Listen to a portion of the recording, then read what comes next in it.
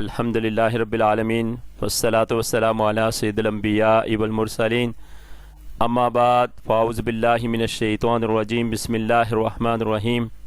محترم بزرگوں، دوستوں، نوجوان ساتھیوں، محترم بہنوں، پیارے بچوں، السلام علیکم ورحمۃ اللہ وبرکاتہ۔ آج کی اس ویڈیو میں ہم سندھ کے سب سے مشہور بزرگ حضرت لال شہباز قلندر رحمۃ اللہ تعالی علیہ کے بارے میں کچھ بتائیں گے کہ جن کا عرس 21 شعبان کو جو ہے سیون شریف میں منایا جاتا ہے۔ اللہ تعالیٰ نے حضور صلی اللہ علیہ وسلم پر سلسلہ نبوت ختم کر دیا۔ حضور علیہ السلام کے بعد اصلاح قوم کا بیڑا صحابہ اکرام نے اٹھایا، صحابہ کے بعد تابعین نے، تابعین کے بعد تبع تابعین نے، تبع تابعین کے بعد ہر دور میں دنیا کے مختلف خطوں میں اللہ تعالیٰ ایسی عظیم ہستیوں کو بھیجتا رہا جنہوں نے بھٹکی ہوئی انسانیت کی اصلاح کا بیڑا اٹھایا۔ انہی عظیم ہستیوں میں ایک نام حضرت لال شہباز قلندر رحمۃ اللہ تعالی علیہ کا بھی ہے۔ کہتے ہیں کہ دنیا میں 2.5 قلندر ہیں، ان میں سے ایک حضرت لال شہباز قلندر ہیں، ایک حضرت بو علی شاہ قلندر ہیں اور آدھی قلندر حضرت رابعہ بصری ہیں، باقی اللہ تعالیٰ بہتر جانتا ہے۔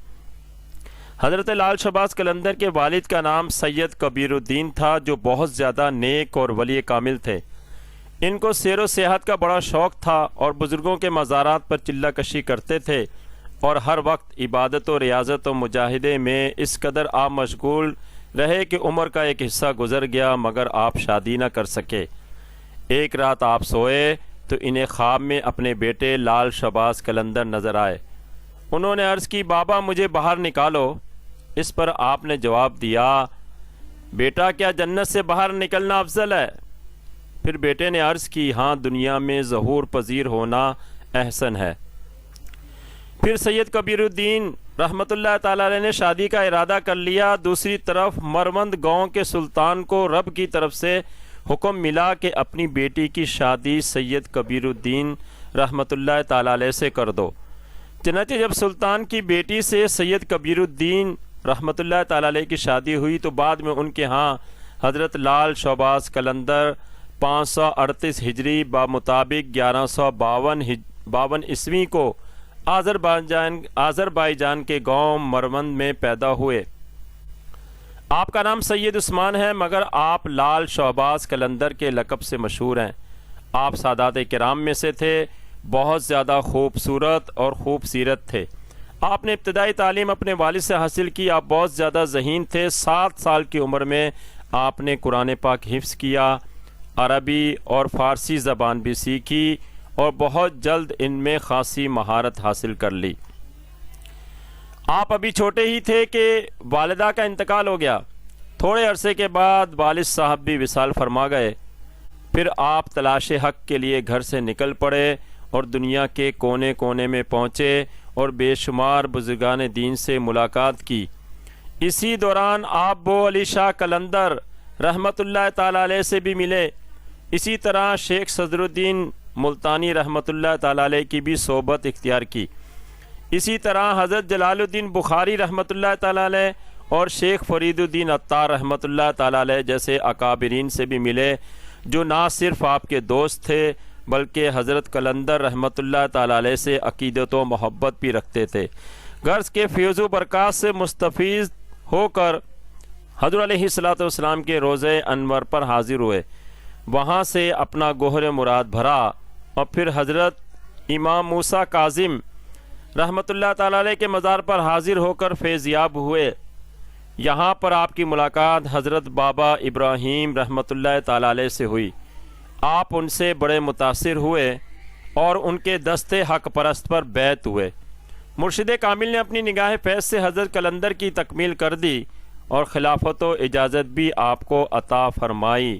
پھر حضرت بابا ابراہیم رحمۃ اللہ تعالی علیہ نے آپ کو حکم فرمایا کہ بر صغیر جاؤ اور اس ظلمت کدے میں اسلام کی تبلیغ کرو اور کفر و شرک کا خاتمہ کرو۔ چنانچہ آپ ہندوستان پہنچے اور پھر سندھ کے علاقے سیون شریف کو اپنا مسکن بنایا اور یہاں اسلام کا پیغام پھیلنے لگا۔ آپ سے کئی کرامات کا بھی ظہور ہوا۔ آپ نے برسوں مخلوق خدا کی اصلاح کے لیے درس و تدریس اور واعظ و تلقین کا فریضہ بھی انجام دیا۔ آپ سیف اللسان تھے، یعنی جیسا آپ فرماتے ایسا ہی ہو جاتا۔ آپ تصوف اور طریقت کے پیچیدہ سے پیچیدہ مسائل بڑی خوش اسلوبی سے بیان فرما دیا کرتے تھے۔ غرض کہ آپ کے حسن اخلاق، شیریں زباں، کرامات اور سحر انگیز شخصیت سے لوگ بڑے متاثر ہوئے اور اپنے آباء و اجداد کا مذہب چھوڑ کر جوک در جوک دین اسلام میں داخل ہو گئے، اور سندھ کے علاقے پر آپ نے اپنی شخصیت کے گہرے نقوش مرتب کیے۔ آپ جیسی قدسی صفات بزرگوں نے اسلام کی بہت خدمت کی، اور محبت و مہربانی سے آپ نے لوگوں کو اسلام کی دولت سے ہمکنار کیا۔ حضرت لال شہباز قلندر مقام عظیم کے حامل تھے۔ اس کا اندازہ اس سے لگائیں کہ مشہور صوفی بزرگ حضرت شاہ عبداللطیف بھٹائی رحمۃ اللہ تعالی علیہ کو آپ سے بڑی عقیدت تھی۔ آپ بڑی پابندی کے ساتھ حضرت قلندر کی درگاہ پر حاضری دیا کرتے تھے، اور انہوں نے اپنی شاعری میں بھی آپ کو خراج عقیدت پیش کیا ہے۔ آپ فرماتے تھے کہ حضرت لال سائیں رحمۃ اللہ تعالی علیہ کی درگاہ سے مجھے بڑے فیض و برکات کے خزانے ہاتھ آئے ہیں۔ اسی طرح مشہور بزرگ حضرت موج دریا جیسی کامل ہستیاں بھی حضرت قلندر رحمۃ اللہ تعالی علیہ کی بارگاہ میں حاضری دینا سعادت سمجھتی تھیں، اور انہیں حضرت کا سجادہ نشین ہونے کا شرف بھی حاصل ہوا۔ آپ کی زندگی کا آخری دور جذب و مستی کے عالم میں گزرا۔ اس وقت آپ کے ہزاروں مرید اور عقیدت مند آپ کی خدمت میں حاضر رہتے تھے، مگر آپ نے گوشہ نشینی اختیار کر رکھی تھی۔ غرض کے 112 سال تک اس عالم رنگ و بو میں خدمت دین کر کے حضرت لال شہباز قلندر اس ماہ کی یعنی 21 شعبان 650 ہجری بمطابق 1252 کو آپ نے وصال فرمایا۔ آپ کو سیون شریف میں آسودہ خاک کیا گیا، جہاں آج بھی 6 گنبدوں پر مشتمل آپ کا مزار زیارت گاہ خاص و عام ہے، جہاں ہر سال 18 شعبان سے لے کر 21 شعبان تک 4 روزہ عرس منایا جاتا ہے۔ پنجاب، سندھ کے دیگر علاقوں، بلوچستان، سرحد، مکران اور دنیا کے دیگر علاقوں سے لوگ جوک در جوک ہزاروں کی تعداد میں اس عرس میں شرکت کرتے ہیں، اور عرس کا اجتماع لاکھوں کی تعداد میں ہوتا ہے، اور سیون شریف کا علاقہ عرس کے دنوں میں ایک بہت بڑے میلے کا سما پیش کرتا ہے۔